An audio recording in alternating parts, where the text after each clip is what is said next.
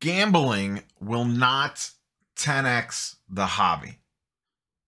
What is going on, YouTube people? Neo Cards and Comics here. I am not typically the reaction type video guy, but I gotta say, I thought that this conversation between hobby darling, fan favorite of all, Geoff Wilson, and Rob Veras, the owner-operator of Burbank Sports Cards, was very interesting. Rob is never been afraid to kind of unleash the hot take cannon, and he does in this one. I know some of you like Geoff Wilson, some of you do not like Geoff Wilson. I don't really care one way or the other, to be quite honest with you. But I would recommend checking out this video. I thought Rob Veras had some very interesting takes.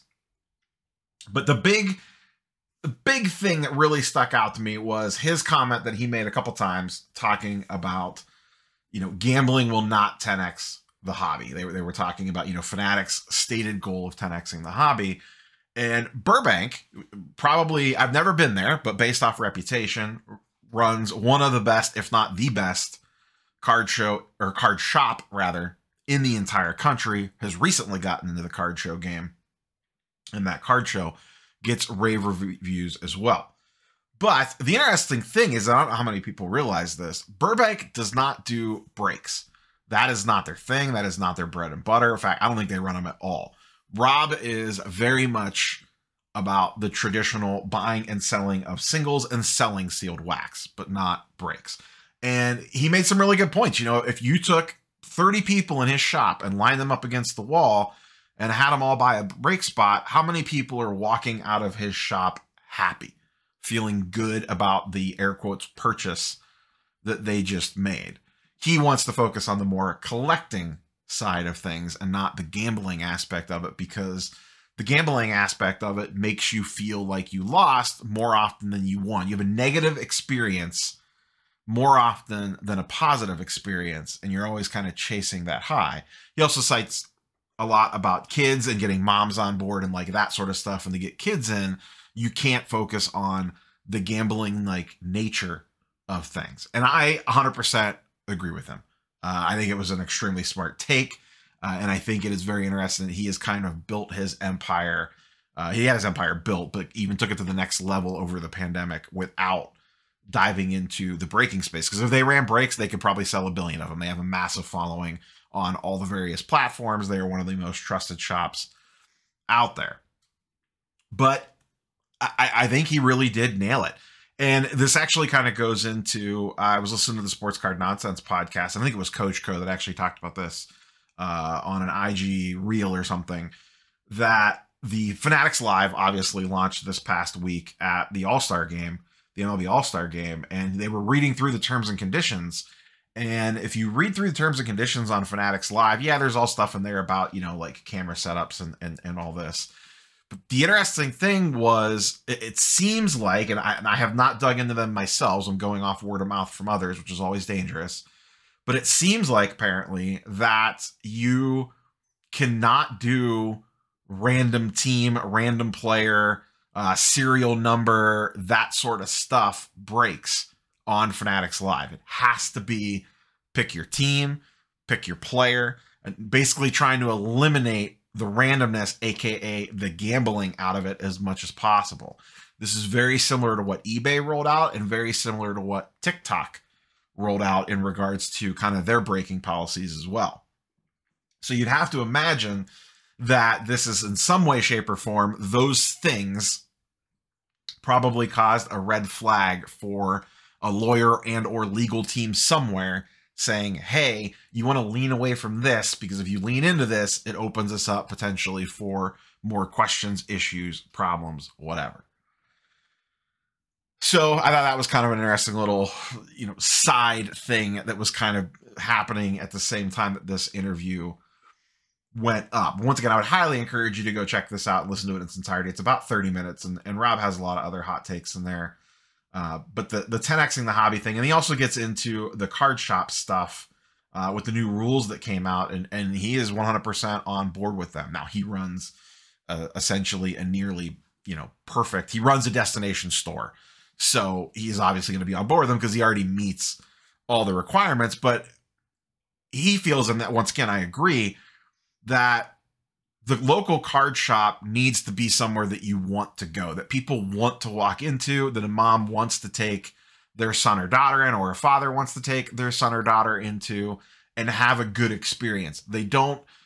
People with kids don't want to walk into your traditional, the shop that I went into in the 80s had the guy behind the counter with the Beckett chain smoking as many cigarettes as possible while you were in the room, and the lighting was terrible and it was dark and everything smelled of smoke. And, that's a little hyperbolic. There's not many shops like that anymore today, but I've gone in some locally even that are just like, holy cow, this is the most disorganized thing I've ever been in my life. What the heck is happening here? You still go in some of those shops that it's just, there's stuff everywhere. They are not warm and welcoming, if you will. And I think Fanatics wants to change that perception. I would not be surprised if, and they kind of hint at it in here, I wonder if they put these rules out in place as a, hey, get your stuff together. And I wouldn't be surprised if in a couple months, or maybe even next year, there are not Fanatics branded stores, which maybe they end up doing that too, but I think more like a Fanatics authorized store, and you'll get some sort of whatever preferential listing on a search engine, maybe a sign to hang up in the window, whatever the case might be. But if someone goes to Fanatics' website and says, show me all my local card shops, it's going to populate with the Fanatics authorized ones. And that might not be necessarily everyone that's in their direct network. It could be the cream of the crop of their direct network. You search in there, Burbank will pop up, Card Collector 2, Indie Card Exchange, 101, RBI Crew, the Kentucky Road Shows, those sorts of guys. I can see something like that coming eventually. Hey, you meet these requirements, you knocked it out of the park, great. We are going to reward you with, signage, but basically like search engine placement, essentially. Or we are going to point people towards you when someone comes to Ohio and searches for what local card shops are around because I'm in town for business. Oh, Card Collectors 2 is just south of downtown Columbus. Oh, 101 is just southwest of downtown Cleveland. Cool. Let me shoot out there and see what's going on, because they are, air quotes, approved, or Fanatics affiliate, whatever you want to call it, in that Fanatics network. They'll filter to the top of a search engine. I can 100% see that. I don't know if I see Fanatics entering in the branded card shop itself, like a Fanatics branded card store.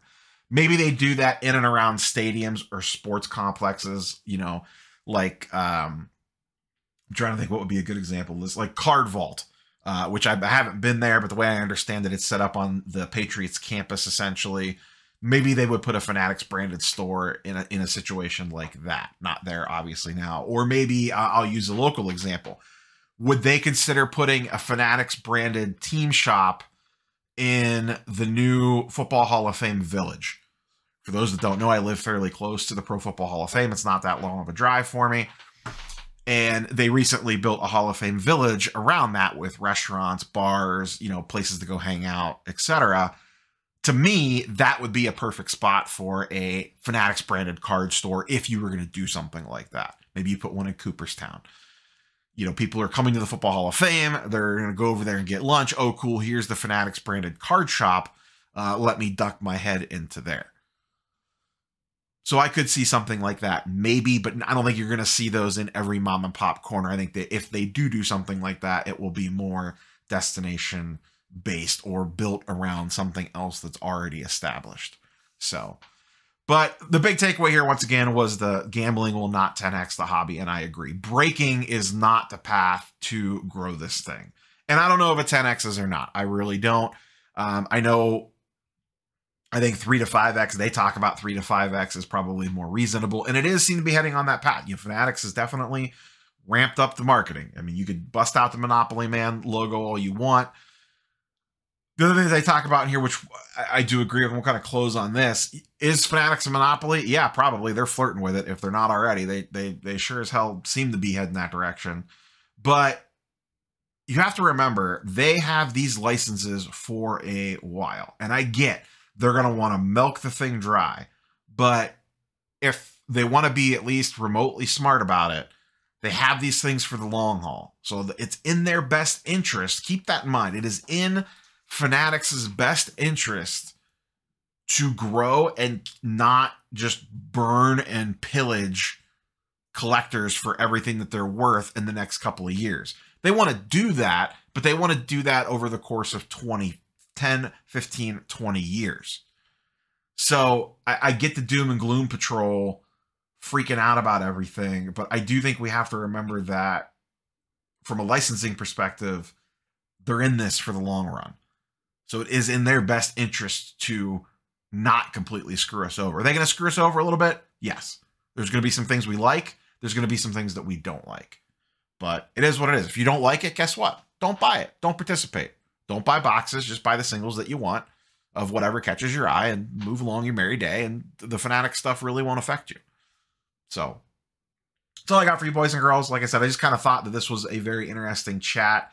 Anytime Rob is on a microphone, I think that it is very good to listen to and take his feedback. And as he is literally on the front lines, running one of the biggest card shops and one of the biggest online sellers through eBay that's out there. So would recommend checking out this video if you haven't already. We will catch you, boys and girls, tomorrow for the weekly sports card market update.